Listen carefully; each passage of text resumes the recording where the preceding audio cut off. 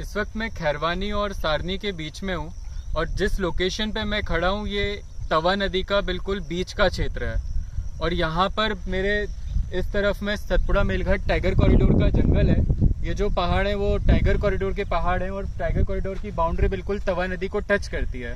लेकिन आप लोग यहाँ पर देख सकते हैं कि यहाँ पर जो रेत के माफिया हैं उनके माध्यम से अस्थायी सड़क का निर्माण कर लिया गया है टाइगर कॉरिडोर के बीच में।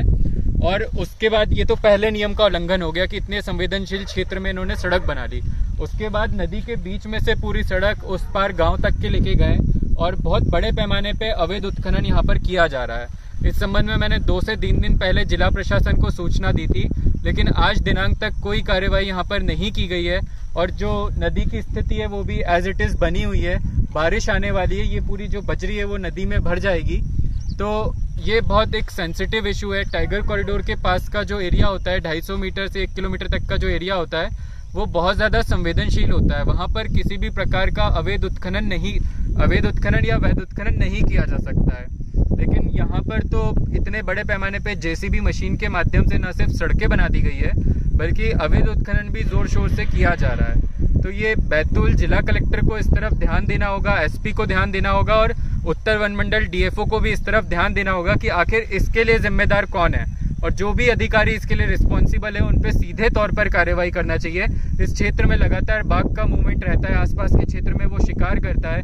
यहाँ पर तेंदुए हैं और कई सारे दुर्लभ जानवर यहाँ पर हैं, जिसमें स्थानिक जानवर से लेकर क्रिटिकली इंडेंजर्ड जानवर तक शामिल हैं। और इस नदी में अभी हमने आगे देखा था रेडी शेल डक बैठी हुई थी। इसके अलावा रिवर टर्न की और जो दूसरी बर्ड्स है उनकी नेस्टिंग भी यहाँ पर होती है। तो ये बहुत सेंसिटिव इशू है और जिला प्रशासन को इस तरफ ध्यान देना होगा। अगर ऐसा ही चलता रहा तो हमारे क्षेत्र की नदियां बर्बाद हो जाएंगी और जंगल भी बर्बाद हो जाएंगे। तो ये तवा नदी है सारनी की और इसमें से रेत निकालने के लिए नदी के बीच में अस्थायी रोड बना दी गई है। और ये जो जंगल है ये जंगल सतपुड़ा मेलघाट टाइगर कॉरिडोर से लगता है। ये जो आप मेरे दूसरी साइड जहाँ गाय चल रही है वो जो एरिया है वो पूरा टाइगर कॉरिडोर का जंगल है और ये टाइगर कॉरिडोर से लगी हुई नदी है।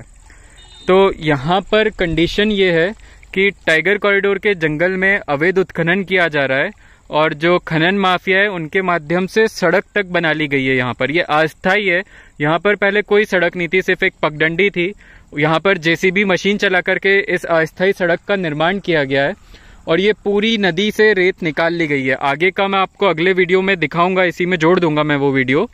आगे पूरे बहुत बड़े पैमाने पे जेसीबी लगा करके रेत निकाली गई है और कलेक्टर बैतूल और एसपी इस मामले में मौन है। डीएफओ बैतूल उत्तर वन मंडल मौन है।